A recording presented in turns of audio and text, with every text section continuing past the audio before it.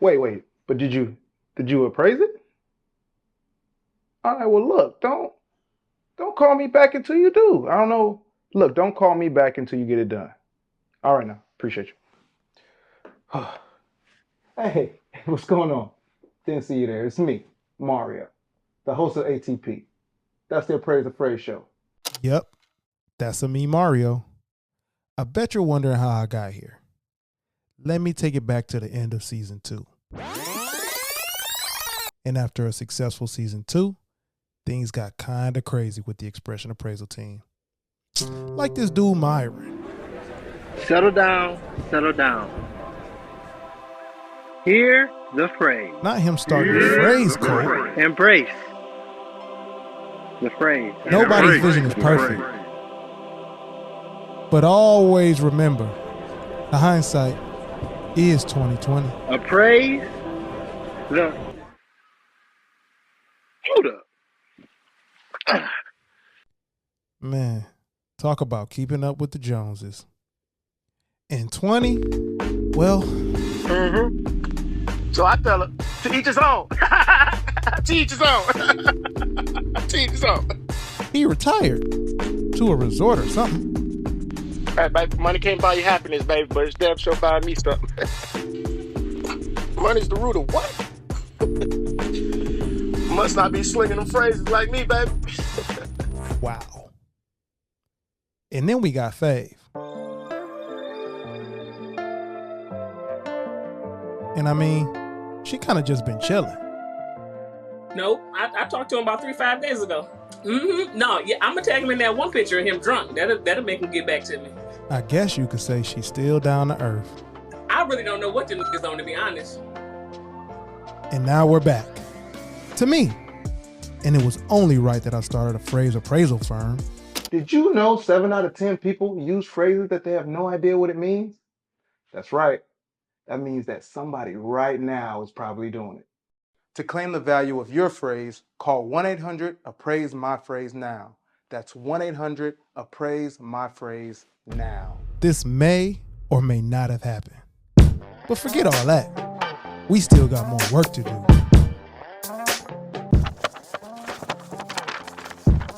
You know, we have a lot of expressions in the English language. I don't even know what I'm saying. What are we talking about? Where'd that come from? Most all of us use them every day. I don't even know what that means. No one knows what it means. You know, we just say them as if they really made sense. I mean, how silly is that? Do you understand the words that are coming out of my mouth?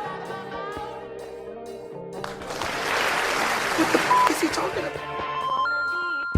Yo, welcome back to Appraise the Phrase, the Appraise the Phrase show, origins of everyday expressions.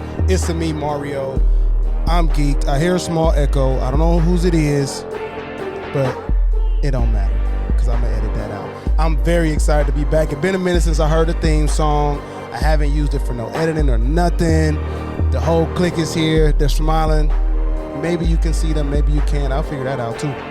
But first, let me introduce my guy, co-host 20, hailing from Miami, Florida, in the building. What's good, bro? Oh, man, everything is good, man. Everything is great. Good to be back. I know I was tripping for a little bit, but I'm back now. You was tripping a little bit. All of us was tripping just a tad, bro. Just a little bit. All of us was tripping. Not all of us. Some of us, and one of us was level-headed. Let me announce and bring out the level-headed one of the group. Fave is in the building in Detroit, Michigan. Greater Detroit, Michigan. Fave, what's good? Well, what's happening? I'm so glad to be back. I am the level-headed one, I think. Yes. And I'm gonna stick with the title. I'm gonna stick by it. And then we got Myron. Myron, I don't know. Do you see your whole self in the camera? I don't see your whole self. I can see myself. Oh, okay, then I'll adjust that. My that's just me and how I'm looking. Myron is in the building, hailing from Detroit, but currently in Japan. Did I give secret coordinates? Nah, you good, bro. What up, though, The everybody? people gonna knock at your door. They're gonna be right Telling too much. there, dog. Right there, man. I'm excited to have season 3 rolling out again with the Expression Appraisal team. 3 seasons, man. That's no like low bar. It's very hard to do 3 seasons of anything, even if it's 3 seasons of trash. So with that said, we are applauding what we hope is not trash. Hey, let's go. All right, sit down, y'all. Sit down, y'all. Okay, so before we get into this first episode and what we're here to do, I do want to just get general thoughts on how everyone is feeling in general in life. Update folks that are listening and watching to the best of your ability / how much you want people in your business. 20, set the bar. I'm doing well, and you'll see how I'm doing based on how I facilitate this episode. But 20, where you at, man? How you feeling? Oh no, man, it's all good, bro. Like I feel like yeah, we are blessed to have a 3rd season, man. That means we do got a great product. And yeah, no, I'm good, man. I can't wait, man. I feel like this is gonna be the trampoline season, man. It's probably going to take us a little bit further than what the last 2 did. So I can't wait. I'm excited. Oh, I love that term, trampoline season. If I was a rapper, that would have been my mixtape name. You feel me? Trampoline season. I feel like, yeah, exactly. My age. Did you? Yeah, I'm like fire track. Fave, how you feeling, man? All the way around. How you feeling?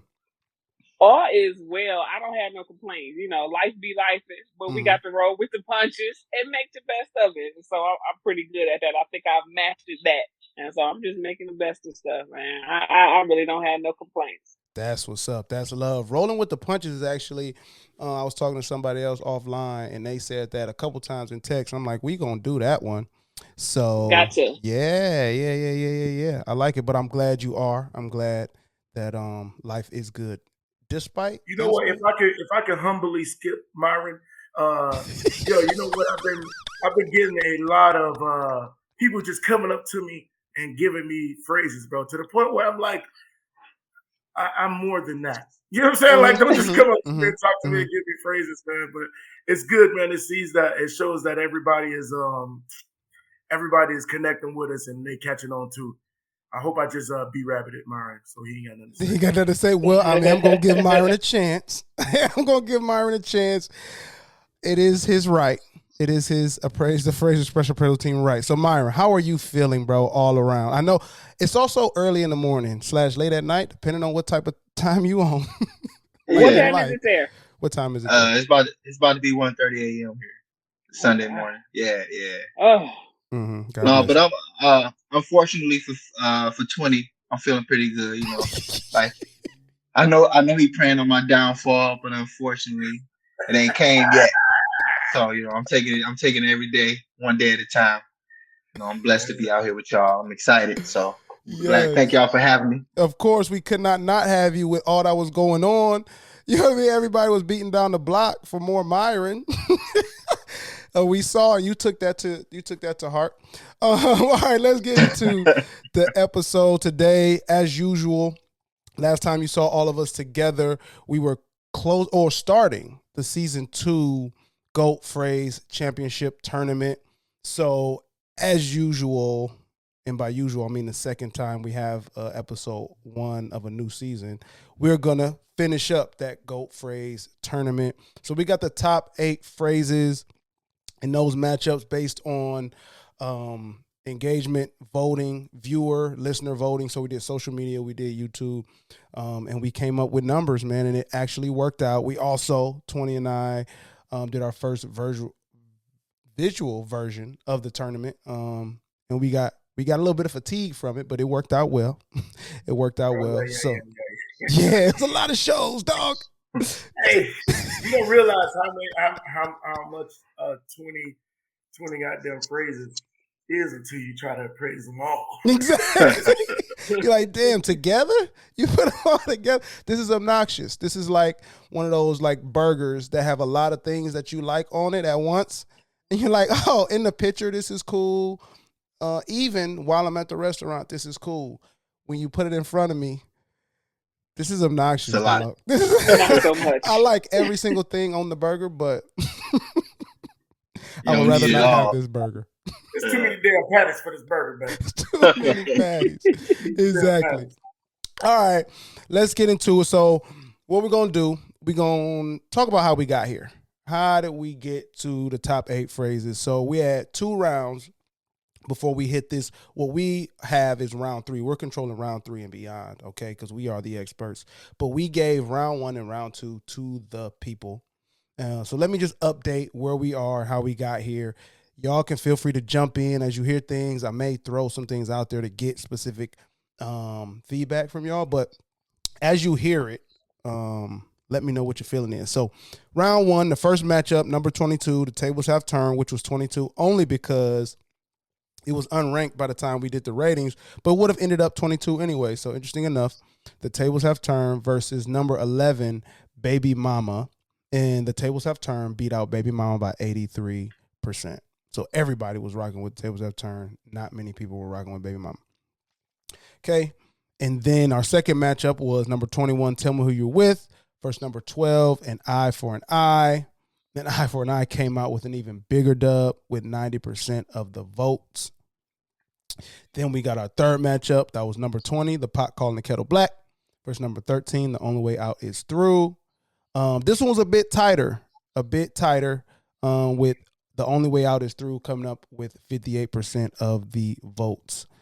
So a little bit tighter matchup. Yeah, people were shout out to conflicted. those people that was pushing we had a couple of pushes for them phrases. That was a battle. D. Lee and Mo, they wanted to represent their phrases, even though Mo and we all agreed, like, we didn't really rock with the actual phrase and how it came out, but you still kind of want your phrase to win. And then the fourth matchup in round 1, number 19, Grain of Salt versus 14, Killing with Kindness. Another relatively close one. Killing with Kindness came out the winner with 63% of the votes. And then matchup 5, A Picture's Worth 1,000 Words, number 18 versus 15, Jack of All Trades. A Picture's Worth 1,000 Words, pretty dominant, getting 70% of the votes. Then we had our last matchup of round 1, number 17, No Pain, No Gain. Against number 16, Going to Hell in a Handbasket. And shout out to Mel. She pushed it. I'm talking about you on the corner, getting the boys off her block. Going to Hell in a Handbasket came up with 67% of the votes. I thought No Pain, No Gain, just off the connection, was going to beat that, but nah, she pushed it. She was pushing. She was whistling like Omar on the block. Boy. I'm telling you, G. So that's how we wrapped up round 1. Then we jump. Before I move on, any thoughts? No, man. Like I said, it just feels good that people are actually connecting with us and they getting behind these phrases. Even like you say, even if once we appraise it, it changes the whole view of it, man. It's still good to see people kind of get behind them. So absolutely, honestly, I think that's why I think this season is going to be really good, man. Because we got some great phrases, some great guests, and yeah, man, we're going to give you guys some more new information and new misinformation. Oh yeah. Where's that? Hold on. Been a minute for me with the buttons. Where is that? The dictionary of misinformation. Yeah, it won't be a part of this episode, but just know you will hear that voice. All right, round 2. So this is where some of those like the top phrases, the number ones, and the top 10 start to get involved in round 2. They had that first round bye, got to sit pretty, but was it really protecting them? Was it really? We'll see. So the first matchup of round 2, number 10, The Pen is Mightier Than the Sword, versus number 7, Drawing a Blank. The Pen is Mightier Than the Sword came with 80% of the votes. Matchup 2 of round 2, number 9, A Blessing in Disguise, versus number 8, Hindsight is 2020. That one was tough for me to be so early of a matchup. And the people had a tough time too. 63% of the votes going to Blessing in Disguise. Matchup number 3, the tables have turned back. Last phrase ranked against number 1, Mother Nature. The tables have turned, Sat Mama Down. Actually, it's very, very against motherly phrases because it got Baby Mama up out of there. And then it got Mother Nature up out of there with 71% of the votes. So I don't know what is up with the tables have turned, but it's going. People rocking with it. Then matchup number 4, The Picture's Worth 1,000 Words. 18 versus number 3, Faking the Funk. Faking the Funk came through with 67% of the vote. Shout out to Black, the creator Black, who pushed their phrase as well. Faking the Funk. It's just two, I guess, Black folks was connecting it and rocking with it. We got matchup 5. The Only Way Out is Through, number 13, against number 5, Money Can't Buy Happiness, one of my personal favorites. And The Only Way Out is Through won by 73% of the votes. I think that had to do something with D. Lee pushing it, because I thought that my explanation of Money Can't Buy Happiness in the episode and in the bracket series episode was good enough to get it past this. I thought so. But yeah, that was a surprise for both of us. Yeah, because I mean, it's so polarizing, man. Money Can't Buy Happiness, whether you agree or not, you're gonna have an opinion, because how can you not? You can't bow out. You can't bow out of that conversation. Like, you're a part of that conversation because money does a thing. Matchup number 6 in round 2. Number 16, Going to Hell in a Handbasket versus number 2, You Are What You Eat. Super tight race. You Are What You Eat won by 51%. It was the only matchup in the tournament that was tied by viewer voting. So Mel was going to get on the block. I'm talking about King pinning it.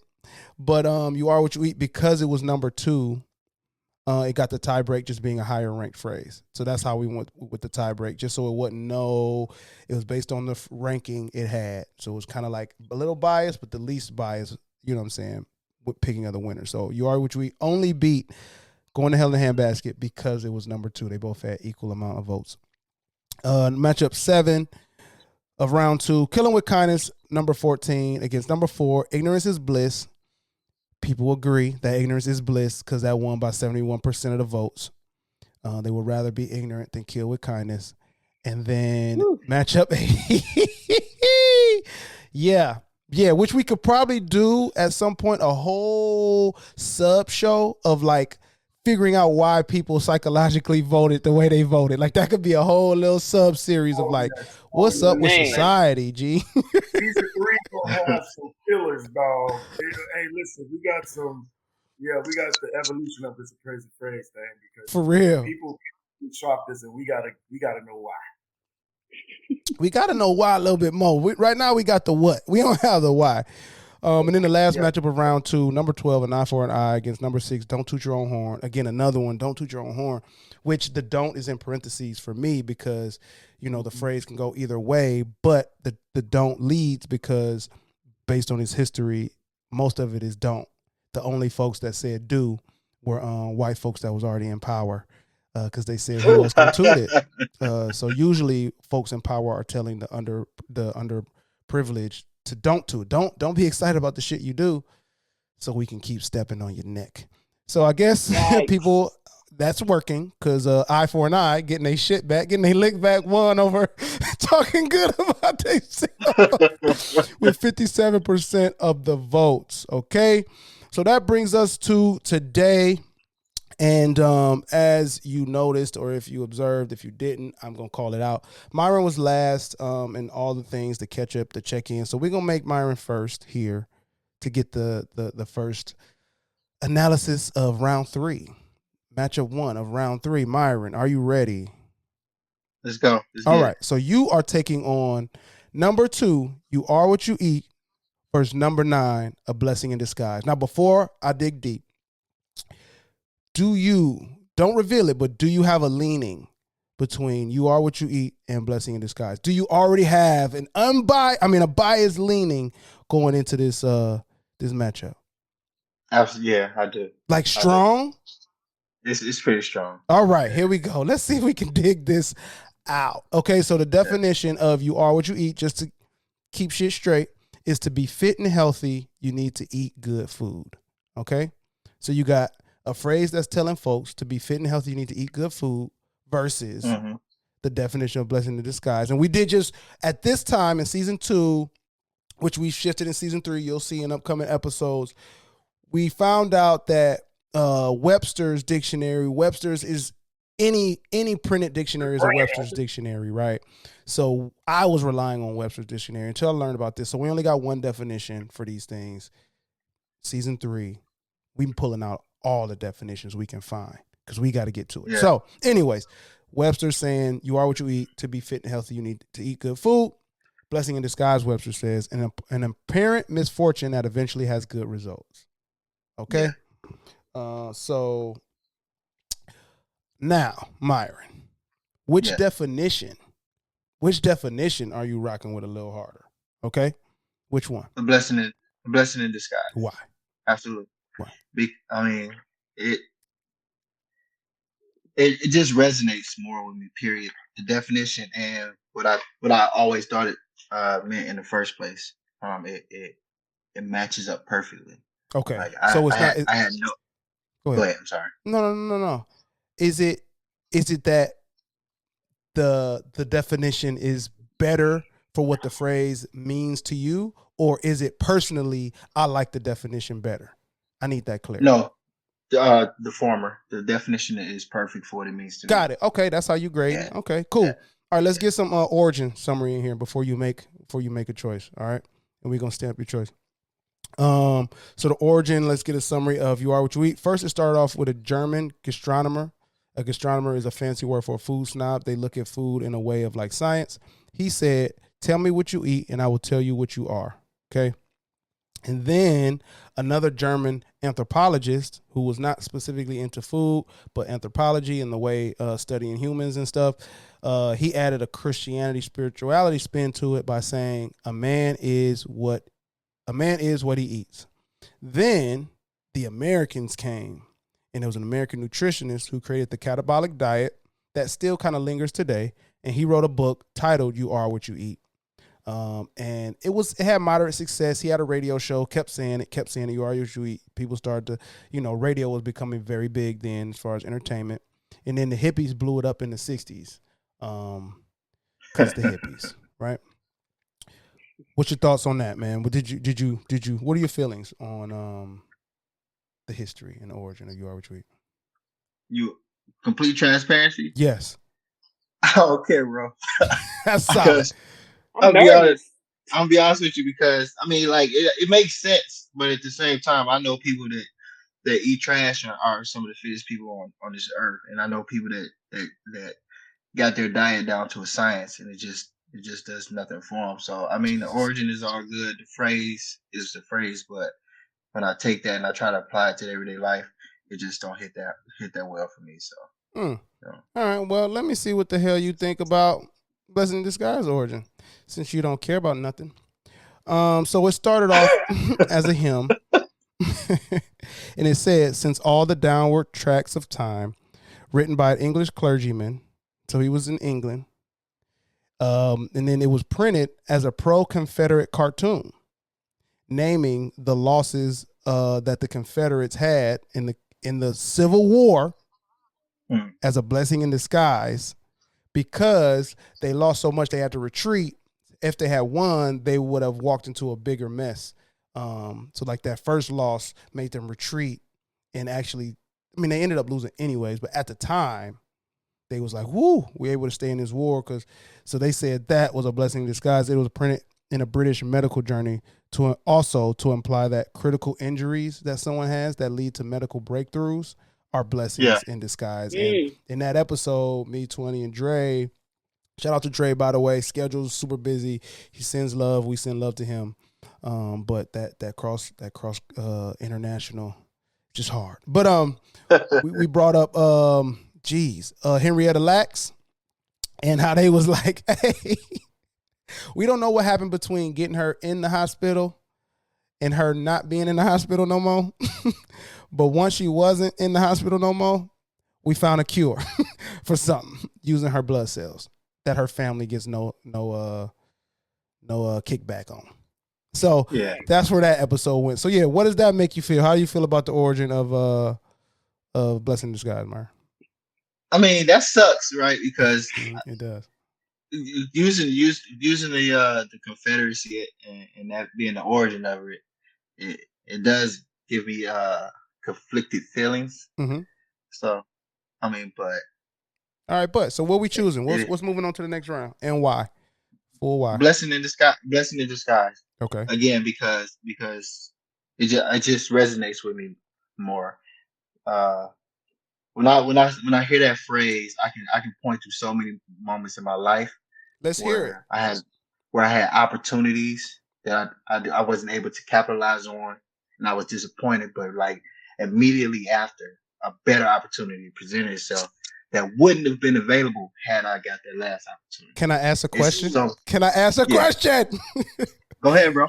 So my stance on this episode was, why is that blessing considered a disguised blessing when that could have just been what the blessing wears? Maybe it's not in disguise. Maybe it's wearing regular clothes, and that's what the blessing wears. Meaning, the one that you didn't take advantage of, who knows if that wasn't just the coolest thing ever either? Why do you assume that the one that you didn't take was not going to also lead to a fulfilled life, and you just received an additional blessing, and not one that's just covered in like like a ski mask? Why this blessing got a ski mask on it or a clown mask? So I was actually just talking about, and quick story. I'm gonna make it fast. I was actually just talking about the situation the other day. I had the opportunity to go recruiting back in 2011, and I didn't get that. Clearly I wasn't able to do that, and that's a 3-year assignment. Okay. But that 3 years that I didn't go to recruiting, I became qualified. I went to like two other schools, and that put me on the path to be an instructor, BLC, which then put me on the path to be an equal opportunity advisor, so on and so forth, which put me on the path to make the rank that I am today, right? But had I went recruiting, that would have took me 3 years out of the operation side, right? So maybe I would have made this rank, but I probably would have made it a couple more years down the line, right? I wouldn't be as far in my career had I stepped away for those 3 years, if that makes sense. It does make sense. It does make sense. I have a little bit more pushback, but that's not what this episode is about. But I got it. I'm gonna do it. I'm not asking you to respond to it. I'm just gonna name, since I have pushback, I'm gonna name it, and then we're gonna step your pick. I'm saying that if you're only looking at it by where you're at currently in your career, sure, it would have took you longer. But maybe those 3 years in your life was popping and gave you some experiences that you would be like, I could never take those back, blah, blah, blah, blah, blah. You never know, but I guess in disguise. I guess in a Ninja Turtle outfit. Good job. All right, Stan. All right, next matchup, Fave, coming to you. We got what's going on? Number 3, Faking the Funk, versus number 13, The Only Way Out Is Through. Same scenario that we just took Myron through. Before we get into peeling back the layers, do you have any strong leanings coming into this? Faking the Funk for the culture. It gives me 70 vibes. It gives me what my auntie used to say before people was capping, or all the new age stuff. People was faking the funk before capping. That is a different way of saying capping back. That is. Thank you. Or you ain't got a lot of kick it in the 90s. Yeah. Yes. Faking the funk in the 70s. Yeah. Yeah. Okay. So for the culture is how we got here at number 3. We all was there. All right. So the definition of faking the funk officially is to pretend to be cooler or more knowledgeable than one actually is. Okay. And then the definition for The Only Way Out Is Through is to reach whatever goal is ahead, you must stay the path to come out better on the other side. Which definition, before you made, so this ain't your pick, but which definition, based on what you feel is better for you? Okay, so The Only Way Out Is Through seems a little more, I don't know, useful, maybe. Well, that's definitely. Hey, listen, we know it's just for the culture. We know what it is. Yeah, we know what it is. Yeah, it seems like you would use The Only Way Out Is Through in life, in everyday life, a little bit more than you would use faking the funk. So it seems probably a little bit more functional, if you will. Absolutely. Absolutely. I would give it that as well. Okay, let's dig into a little bit of origin summary, see if we can position anything else. So, but likely not. The origin summary of Faking the Funk, we got funk, the word, originally meant earthy smell with no negative connotation, 0%. And it also comes from Central Africa, both referring to the odor, but also used to describe African musicians to praise them for their integrity of their art. So To use the word that was in African, I didn't add it here, was to say that an artist, a musician, African musician, was playing with authenticity and integrity. But it also meant body odor, earthy smell, and it was only using negative connotation when, I'll give y'all a guess, when certain people started using it. What people do you think started using this word and it became a negative connotation? No Our comment. palm-colored people. Yeah. Our palm brothers and sisters. Yeah, Yes. palm-colored folks. Exactly. And then so funk, the music genre, derived from this because it originated in African-American communities, likely like that passage of time.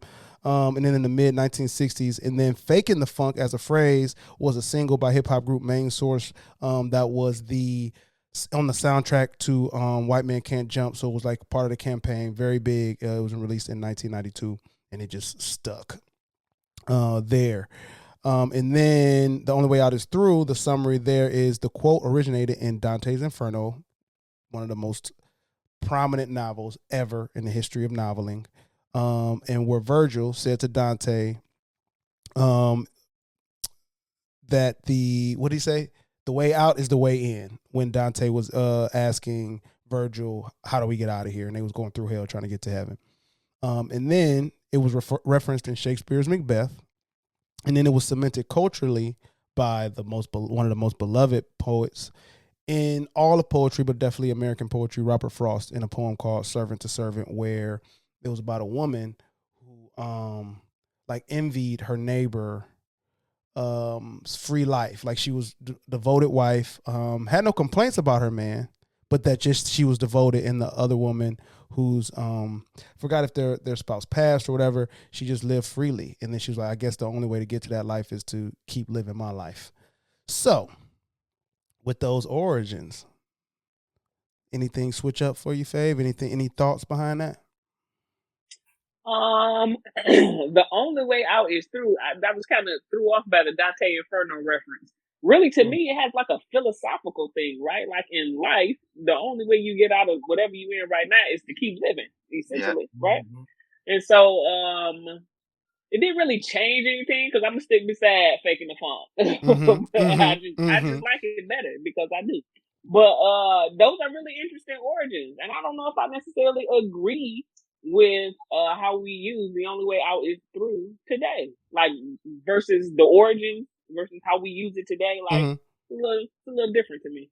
So you actually have a little bit of like pushback against how it's actually developed. So that's also the reason outside of the culture. So. Yes. All right, cool. All right, so I'm gonna stamp that. Okay, we got our first round.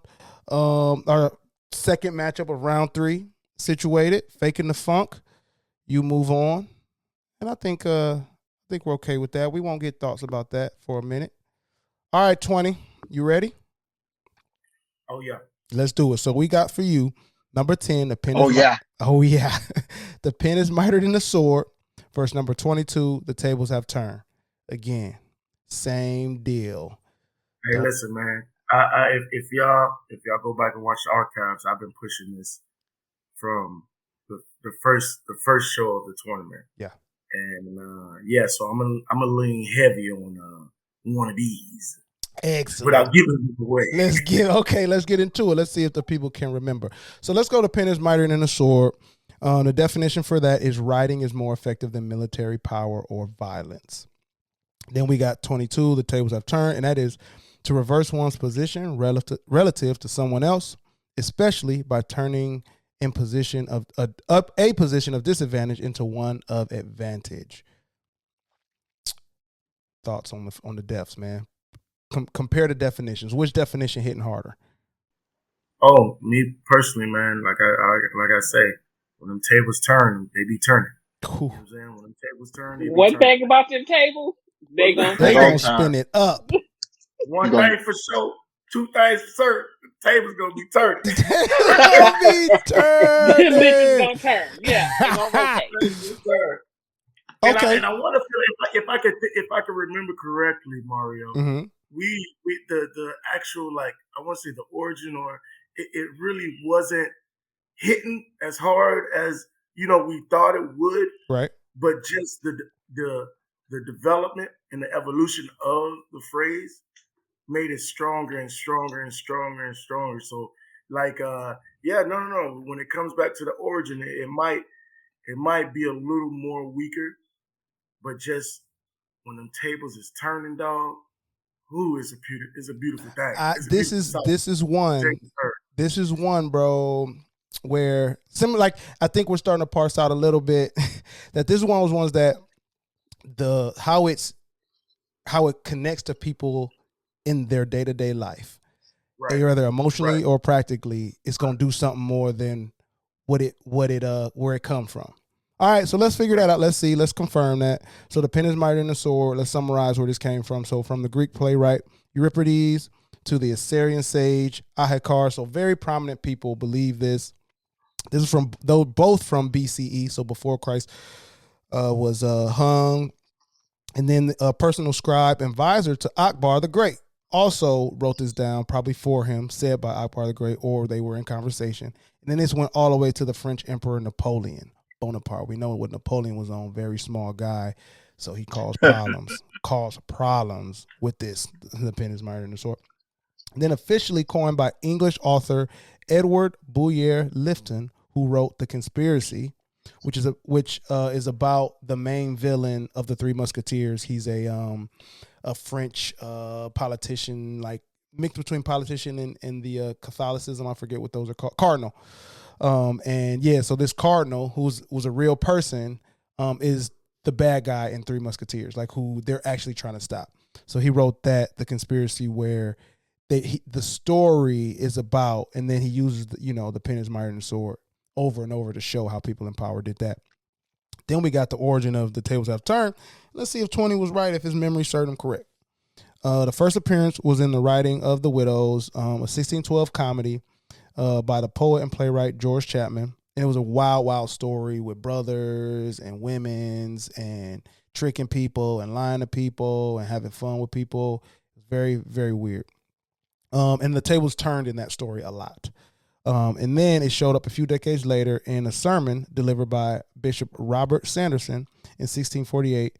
But it actually originated, like the thought of this originated in the 17th century. So during these times, it was getting written down for just playing board games in the 17th century. And it was literally like changing your position in the board game if you were down. And then you moved to the board game to be the winner. Okay. 20. Let's not play around. Who moves forward? Pen is mightier than the sword. Tables turning, baby. Tables turning. We pushing that. We pushing. All right. Pushing that. Got him. All right. I'm gonna get one next. Ooh, we getting through it. Let's see. Oh, it's over here. Yeah, I had a feeling coming into it that the pen is mightier than the sword, as noble as that is, and I rock with people for actually pushing that one forward. Like I actually am cool with that. You feel me? Like that's cool.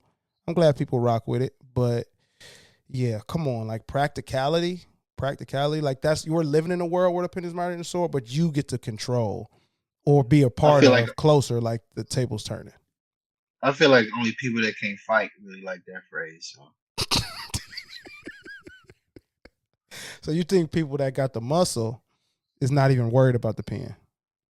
I feel like, yeah, or people that's, they do all this shit talking and then say, you hit me, I'm calling police or I'm suing type shit.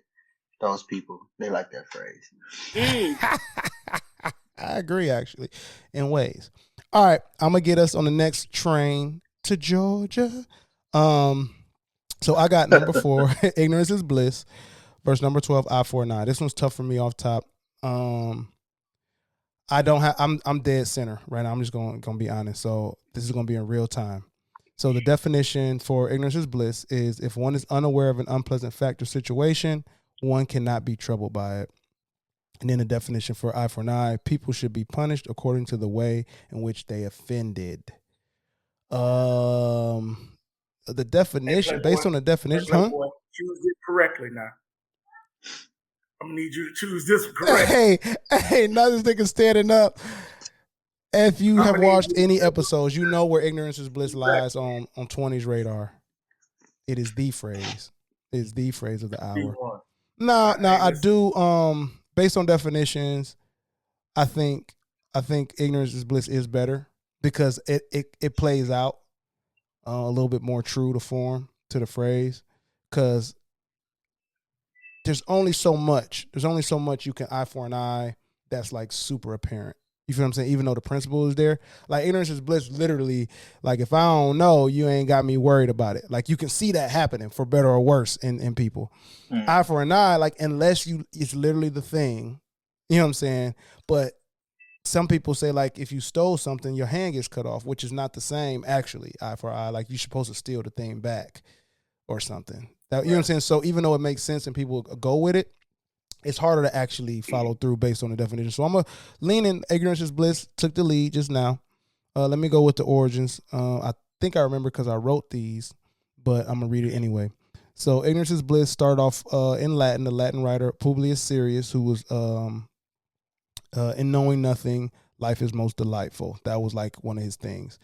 He had a lot of dope quotables, actually. Very, very cool guy. He's not like prominent in that way, but he said a lot of things that we rock with. So go back and listen to that episode because he said a few things that I like. But it was actually coined by Thomas Gray in 1769's The Ode to a Distant Prospect of Eton College, which he told a story about this dude who went to this college and like he was the one guy out of all his crew that didn't come from nothing. And so the people that he hung around came from stuff. And so they lived this life that he was like, oh, y'all are oblivious to how bad it can get. And this college was based on that, and he got picked on and shit, and ended up doing a whole bunch of stuff. So he basically was like, man, y'all live this life because y'all ignorant, basically. And it's the way for you to get through. Now, eye for an eye, it first comes from the book of Exodus 21, 23 to 27. And then it was picked up as it's the Code of Hammurabi, so around that same time. Then the Roman civilizations picked it up as a real law, an eye for an eye law. And then the Talmud and the Torah, so it made it over to Middle Eastern. And then Christianity picked it up, obviously, because Old Testament, New Testament. And then the current essence is what we know as reciprocal justice, which is in law in the United States, but it's like feathered with like a bunch of additional stuff. So like how we get what's the thing that you get? Like you get when you get extra money just for being sad about the thing that happened to you. What they call that again? Pain and suffering. Yeah. So like now restorative justice is like, okay, the thing plus pain and suffering plus that's how it got to. And the thing about eye for an eye is that it was originally made to protect the accused and not the victim because they didn't want the people to overdo it. So you know what I'm saying, that the king Hammurabi's homie and them talked about it. So with that said, I think something got to move on. And it's only really one when you think about it. And that's as much as we want eye for eye to be a thing and it feels good. Like it feels kind of like the tables have turned, but it's not. Like it feels like it, but it's actually not. It's actually, if I can, I'm sorry. No, go. You can. You're not sorry, and you can go. I feel like if you use eye for an eye today's day and age, you almost got to be a petty person because it feels petty to me. Because you're not really gonna steal something back. You're gonna try to do what the person did to you back, some shit like that. Like, it's like you can't be the bigger man or the bigger woman. You can't. What Michelle Obama say, when they go high, we go. When they go low, we go high. Something like that. Yeah. Like you can't really do that with eye for an eye. You almost gotta be a petty person. Eye for an eye mean when they go low, we go to hell. Yeah. Basically, right? Yeah. Take it down, and it's not practical. It's not practical without it being law. And also, I like the petty thing because right now how it feels is eye for an eye is I want to try to make you feel like how I felt, which you couldn't. You really it's a crapshoot because your like worst move might be somebody's yawn. And then now you chasing that high of making sure they feel that way. You don't know what it is. So now you doing a lot. You're doing a lot for like I like to say, which I haven't coined yet, but maybe I will after. You're doing a lot for a little, dog. You're doing a lot for a little. You know? So you dip on your chip. Yeah. So that with that said, like ignorance is bliss, it plays out. in our favor, against us, depending on who you are. So I'm going to go ignorance is bliss to stamp it. It moves forward. Boom. All right. Now we're going to need some teamwork, okay? It's going to take teamwork to finish this out because we got the top 4 phrases. We got number 9, blessing in disguise, verse number 22, the tables have turned, and we got number 3, faking the funk, verse number 4, ignorance is bliss. Matchup, big, strong matchup. Is that me at 20? Me against 20? Yes, it is. Y'all are going to have to get together and talk. So this is what we're going to do. Me and Fave, because me and Fave get along. So we're going to do this first. Y'all figure out how y'all can band together. Okay? So, Fave, what we're going to do, we're going to use the same idea. I'm going to go over it again. Blessing in disguise, verse 22, tables have turned.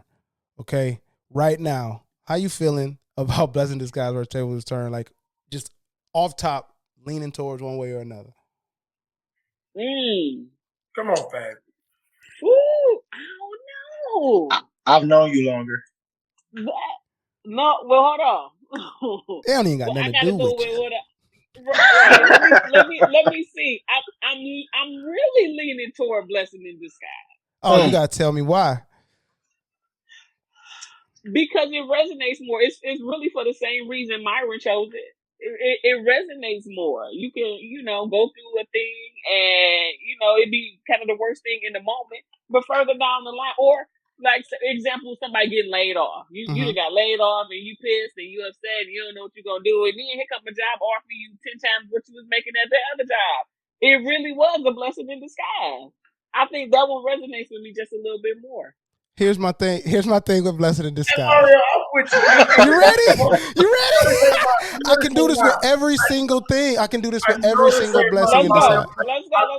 Every time somebody gives, I ruined you, bro. But and honestly, Mario, I'm more and more with you every time I hear the Yes. Do you want to? No, bro, because they already know that I'm biased, and they already know where I'm at with mine. Yeah, you're not gonna choose. Every time, I'm like, man, this nigga Mario is right, bro. Like he's so right. Like, what's to say? This is my take. What's to say?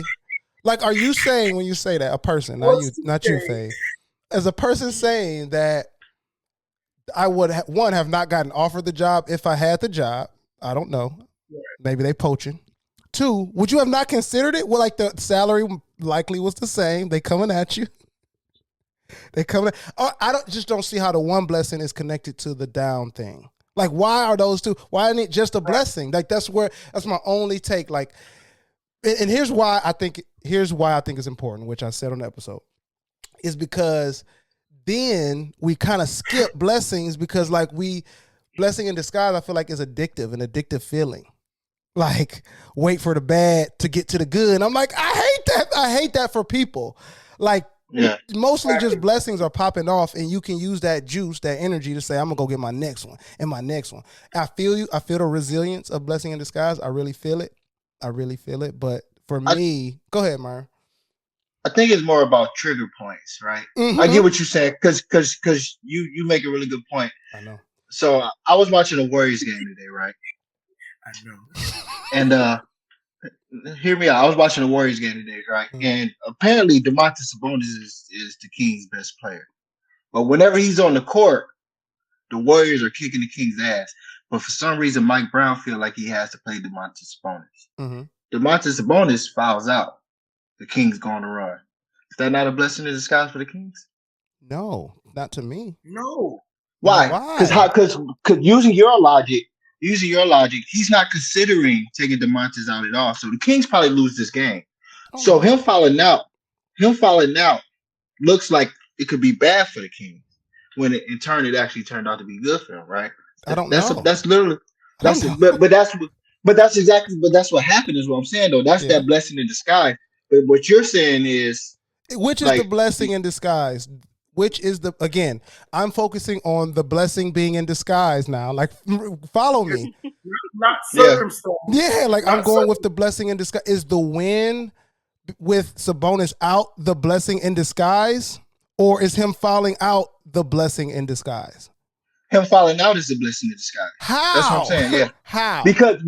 Because if he's your best player, yeah, and he fouls out, you want him. So you want him to play right. So he fouls out. So now you think and you're already losing the game, right? Yeah. Your best player is not available anymore. Yes, but it turns out your best player was actually a negative, and playing without him is so a never positive. play him. By that logic, never play him. No, and that's that's what I'm saying. Like if your blessing is directly connected to this negative thing, get that shit out of there and be blessed.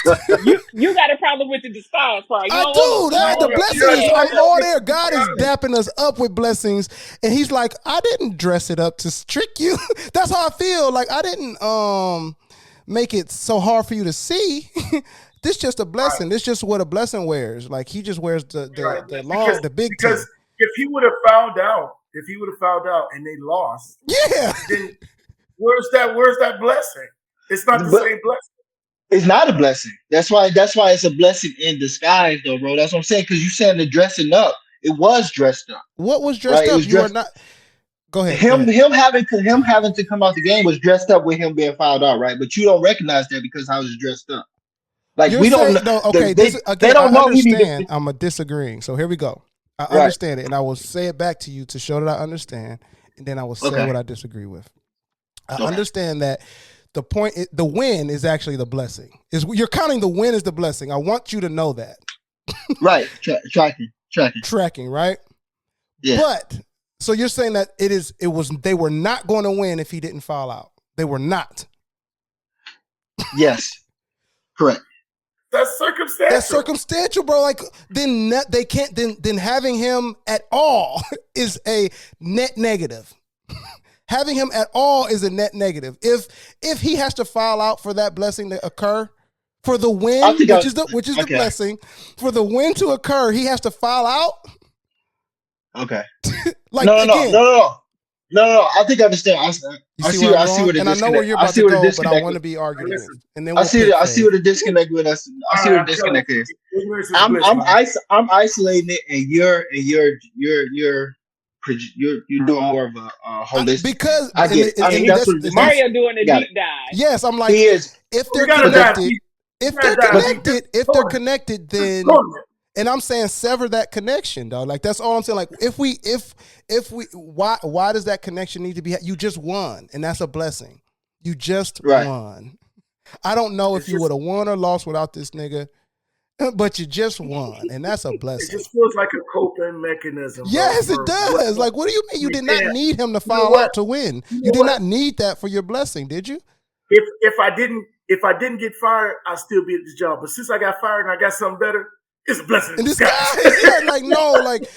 the firing sucked. The firing sucked. The firing sucks, and you want to feel good about being fired. You want to feel good about the negative. So you say, you know what? The next thing that's good is a blessing. In disguise. Like it. I just don't see it like that.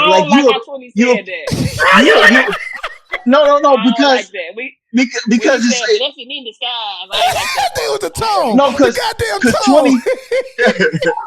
20. I told you I was biased from the beginning. No, because 20. You're right. You're right in a way though, because it is a coping way. But it's the same. But also you have to look at it like this, because at least the way I'm looking at it, you have to be pushed towards blessings, right? So if that firing pushed you towards that. That's why it's a disguise. You didn't have a reason to seek out another opportunity because you might have been content. But that disappointment of being fired was the trigger point. Was the jumping off point. That's what keeps the phrase alive is the fact that for the same reason, this is the irony. For the same reason I don't rock with it, is what keeps it alive. That I don't know. That like small amount of like, who knows? For me, I lean towards the blessing part. A lot of people lean towards the disguise part. And that's literally what prompted me to bring this phrase to the show, because I'm like, people fuck with the disguise more than the blessing. And the blessing is what you want. Like the blessing is what you actually want. Why are we talking about the disguise? Why are we even adding the costume? I get why, but why? You feel me? Okay. Yeah. Let's go back to the matchup, because here's all I want to say before we got to pick, okay? Because I want to say, ain't in ways the table's turning If you want it, can't you get both in one? Kind of. Because if the tables turn, that's a blessing in disguise. apprehension. Based on what y'all talking about, the tables turn. That was my apprehension at first because they kind of related a little bit. I mean, tables turning can be a blessing in disguise. Now I ain't gonna disagree with it. Especially if the table's turning in your favor. In my favor. Definitely a blessing in disguise. Okay. All right. Listen, the table turning is that negative turn it to a positive. It's a definite negative turn it to a by definition. Positive. By definition, it is. Yeah. When it comes to blessings in disguise, it's like this outcome determines if it's a blessing or not. Because you can move on to something else and don't like it. He like, man, I should have went back to the last exactly. thing. Nobody counts the what was the this was inappropriate suffering. This suffering was wearing exactly what I thought it was wearing. This is the suffering costume. I thought that blessing was wearing that suffering costume, but it was actually it was actually the suffering. It wasn't a costume. That was the suffering. He was wearing the. Yeah, I thought it was a blessing wearing a suffering badge, but actually, that nigga works for suffering. He's the CEO. Employed. Exactly, like he's not a security guard. That's the cops. That's the cops. That's exactly what that is, bro. That's not that EMT security explorer. That's the states. That's the staties. That's the actual police. That's not top flight. That's the actual police. Yeah, bro. That's Okay. Let's choose. Faye, where you at? Blessing disguise or have a tables turn. I don't even want to change my argument. There you go. Okay, I hear you. With that said, I'm going to tables up turn. Per our rules, though. I know 20. That's how you know it's not rigged. Number 9, blessing in disguise. We'll move on. Wait, tables up turn. What happened? So I went tables up turn. Right. Fave went blessing in disguise. Tables up turn is 9. To break the tie, you go with the higher rank phrase. Based on its merit. Tables of turn was 22. It was the last one. Mm-hmm. Okay, got you. It almost did it. It almost did it now. Almost did it. All right, here we go. Blessing in disguise, which I'm not mad at because the discourse. There we go. All right, y'all two. We gave y'all a chance. And me and Tips, it wasn't as clean. It wasn't as clean as I anticipated. It wasn't as clean. All right, fellas. It was turning, bro. Like it was the whole both phrases evolving in front of our eyes, dog. It was evolving in front of our eyes, bro. I was like, we need at least 30 minutes for this two. Alone. Maybe we do. I don't know. I'll think about that in production. We need one word Dre to come here and exactly end us. Because Dre don't get no input. He give that one word. Yeah. Blessing in disguise.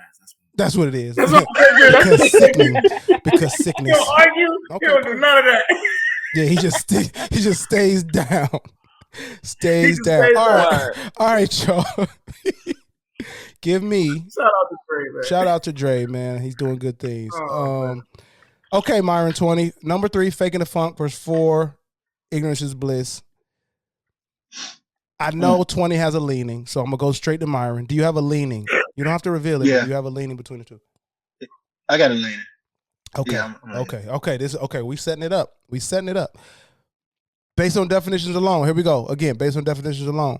To pretend to be cooler or more knowledgeable than one actually is, faking the funk, or if one is unaware of an unpleasant fact or situation, one cannot be troubled by it. Based on definition, 20 coming to you. Where you at? Based on definition. It's not your pick. Me and Myron. You. Oh, I go with ignorance is bliss, bro. With the definition too? With everything. I'm not even hand don't shake. Hand don't shake, nigga. In the spirit of Dre, with everything. With everything. All right, Myron. Based on definition. Based on def. 20. Why you let 20 go first, man? Strategy. Because I want to go against him so bad, though. But look at the community. Let's become best friends. Come on, Myron. Let's become best friends. I mean, I like faking the funk the most, but but Ignorance is Bliss is probably better. Is better to me Look at because application. Application. All right. Because y'all came together in unison and so quickly, give me y'all whys real quick. The tables are turning in real time. Blue. Give me y'all. What's up? Give me a little bit quicker. No, you know what? Save it. Since y'all both save it. We're gonna move forward amicably. So, shout out to that movie. Shout out to that movie. All right. So now we got number 9, Blessed in Whoa. I kind of like how this played out. We got number 9 for the ship. Sklip. All right. Go, James. Exactly. Hey, look, mama. Let's go. We got number 9, Blessed in Disguise, versus number 4, Ignorance is Bliss, which to me, they sit a little bit on opposite ends of how life goes. Because if I'm ignorant of things, I have no use for Blessing in Disguise. I have no use for if because my bliss already, I'm just blessed because I'm ignorant of things going. That's just my quick take. I'm gonna start with Myron. We're gonna work our way. Everybody gets a pick. I'm out of it, so I'll give a rundown after. I'm out of it. No, I'll go first. I'm out of it. But here's my take. No, I actually go last. My bad, y'all. Because if we need a tie break, we won't need a tie break. 3 people. You don't think so? Yeah. Well, we won't. It's 3 people. Odd number. No, let me hit it first, real quick. Pause. Blessing in Disguise versus Ignorance is Bliss. Man, look, you can't lose. You can't lose with season 2's champ because both of these, I think, are appropriate number 1s. Here's why. Ignorance is Bliss, like Myron just said. I think we all might say the application too strong. You too strong of like just applying it in life. Just probably one of the strongest applications in life. Okay, whereas Blessed in Disguise, we just seen it. The discourse is real, and which I haven't mentioned yet, but I'll mention here, and I'll lay it to rest in this way, unless we want to talk about it. Is that it still is the end point is positive. So like I could talk about Blessing in Disguise all day long, this and that, argue against it, but I'm not arguing against the result, which we all are like, well, you get something out of it. So that's why I can go after it so tough and it still be appropriate. Opposite of like something like Money Can't Buy Happiness, because that one you kind of like arguing against the end game. If you're for or against, like you're arguing against the end game. But if you're for or against with Blessing in Disguise, you're not arguing against the end game. So I like that. Yeah. All right. So Myron, you up first. Your pick and why? A big why. I need a strong why. So I'm gonna go with Ignorance is Bliss again because of application, but more so because when we talk about Blessing in Disguise and using the phrase itself, I feel like you got to know your audience when you use that phrase. Mm-hmm. Like if you're not talking to an optimistic person, or better yet, if you're just talking to a pessimistic person, niggas don't want to hear that Blessing in Disguise shit, bro. Right. Be honest with you, they might cuss you out if you say, "Yeah, bro, you know it's probably a blessing in disguise." You might get slapped for saying some shit like that. Yeah. So yeah. So I'm gonna go with Ignorance is Bliss. Oh, beautiful. Let me get it there. Stamp. All right, 20 Williams. Where you at? No, Fave. Sorry, Fave. Because I already know where 20's at. Fave, where you at? I'll give you a chance to talk 20, but I already know where you at. I don't need it. Between the two, I am going to have to go with Ignorance is Bliss. Like everybody else agrees, it's more practical. The more practical of the two. It's a practical daily application. I probably use that more than Blessing in Disguise because, again, why the hell are they in disguise? Why they just can't be regular blessings? So I get it. You swayed me a little bit, a tad bit, but yeah, Ignorance is Bliss. Word. All right, 20. Here name because it's there. That's the champ. Why were you so for Ignorance is Bliss this whole season? Why? Because it's if you are a a knowledge seeker, like if you're a seeker of knowledge, you get what I'm saying? Mm-hmm. Like your life can change. It feels like your life is changing every moment, especially when you're gaining that knowledge, and it's like you can never go back to what you knew. Mm-hmm. I think that's the part that excites me the most, Mm-hmm. is that you cannot go back. Yeah. Like when you're going forward, you're going forward the whole thing, and if you're not knowing something, like you say, it's unbothering. But once you get it, it's like you're a whole new person. Mm-hmm. It's like you're evolving. Mm-hmm. It's an evolution, man. And I just respect that. I respect that as a secret knowledge. I respect that as just a father. I respect that as a black man. I respect that as just a human being. You get what I mean? Because every day you're learning something that can better your life. Yeah. And if you take that saying and you apply that saying to your life, even though sometimes, like when you figure it out, it's not really a negative perspective. Mm-hmm. You know what I'm saying? Mm-hmm. But still, in the end, it makes you better because of the knowing. Right. And I feel like that's why that phrase is just so powerful, because even though it's focusing on what you don't know, and the bliss kind of tricks you into being like, man, I would want to live in bliss. Man, I would want to live in happiness. I would want to be that. But yet, it's still a negative content in the sense of you not knowing something. Yeah. You know what I mean? Like the layers to that saying is so fucking real, to the point where it's like, yeah, you can stay on one level if you want. It's cool. It's cool. Because when you're progressing, when you're becoming knowledgeable, it becomes a little more harder. So are you going to take that? You're going to take that I don't want to say competition, but are you going to take that challenge? But even in knowing that, you know that, damn, oh man, I'm being stalemated, or I'm being, you know what I'm saying? Yep. Like when somebody say that to you, it's like, do I want to stay in the not knowing? You get what I'm saying? Like, or do I want to, or do I want to know? So that's why it's so exciting in different levels. I get excited because, like I said, I'm a secret knowledge, and everything that, in the past that I realized that I didn't know during that time, it's like I'm glad I know it now, because I'm maneuvering it and making it work for me. So that's why I fucks with that thing so hard, bro. That's poetic, man. That's poetic. And yo, congrats, man. Congrats to Ignorance is Bliss. Thank you, Myron. Thank you, Fave. Thank you to all the voters. Woo! All right, y'all, sit down. Woo! They was fucking with us. But really, 20 unceremoniously, unofficially, 2 for 2 with the champ. I watched the first episode of season 2 the other day, just to watch film and critique y'all. And I didn't send no critiques. Y'all did great. Is that he said, the cut to the chase, had a thing to it, had a real life application to it, and he came into this season with Ignorance is Bliss as that. And it was episode 5, I think, so or something like that. So we didn't really get to it early, but I think cut to the chase, Ignorance is Bliss stands strong as 2 champs. Season 3, we got some more. We got way more phrases that I have opinions on. Okay, so be ready for more of how I feel about things, how we feel about things. We also just want to shout out what's to come as far as our partners goes, our content partners.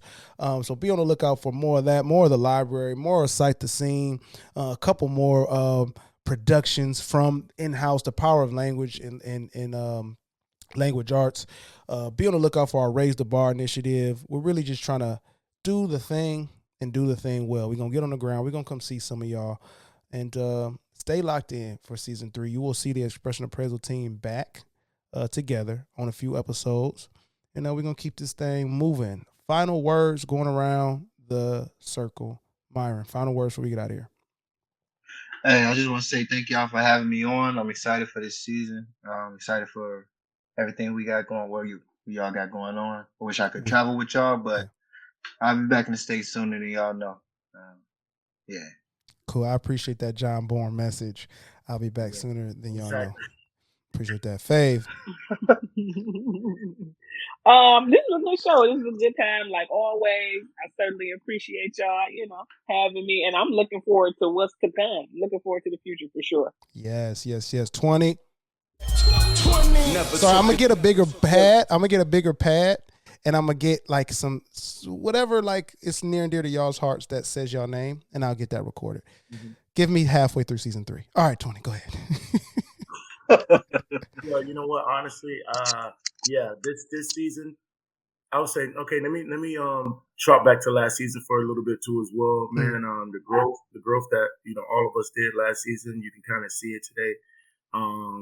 We understand that what we're doing is definitely entertainment, but just hitting that literacy aspect of life is something that I feel like everybody should be doing. You know what I'm saying? Like, we've grown to love this, and I feel like the more that we attack this, the better that the show will be, the better that our viewers will be, and the better that we'll be doing this whole thing when it comes to the podcast and the networking thing. So I'm super excited for this season that's coming up. Even Dynamite's excited. You can hear him in the back. Dynamite?